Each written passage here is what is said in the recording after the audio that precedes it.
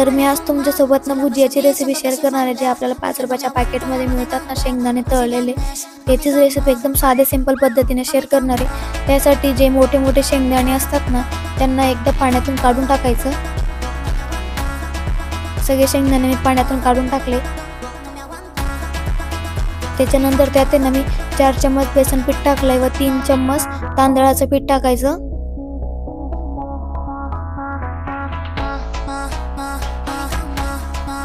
त्याच्यानंतर अद्रक लसूणचं पेस्ट टाकलंय. गरम मसाला टाकायचा,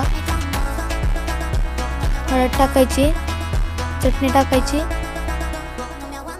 काळा मीठ टाकायचं आणि जो चाट मसाला असतो तो टाकलाय. थोडा निंबूचा रस टाकायचा फक्त.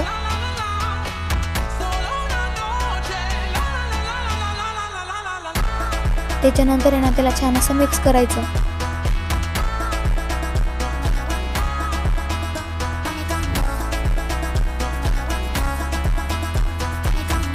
ते ना पीठ वगैरे ना शेंगदाण्याला चिपकून होत नाही ना, म्हणून मी त्याच्यात ना थोडा पाण्याचा ओलावा दिला, जेणेकरून पीठ व मसाले ना छान असं शेंगदाण्याला लागून होतील. त्याच्यानंतर ना धना पावडर टाकायचं थोडं, मी विसरली होती. धना पावडर टाकून परत पाण्याचा ओलावा दिला व छान असं मिक्स केलं. सगळं मिक्स करून झालंय मसाले वगैरे. त्याच्यानंतर ना तेल गरम करायला ठेवलं होतं. तेल गरम करून झालं ना, तर एक एक शेंगदाणे ना छान असे तेलात सोडायचे व बारीक गॅसवर त्याला ना कुरकुरीत होईस्तोवर छान फ्राय करायचे. शेंगदाणे ना लवकर फ्राय होतात म्हणून बारीक गॅसवरच तळायचे.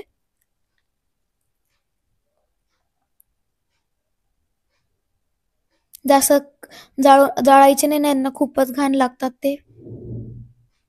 थोडा कलर चेंज झाला लगे काढून टाकायचं. तर रेडी आहे आपली रेसिपी. नक्की ट्राय करा. खूप इझी रेसिपी होती आणि ना खूप टेस्टी लागली होती. नक्की ट्राय करा व मला कमेंटमध्ये नक्की सांगा रेसिपी कशी वाटली.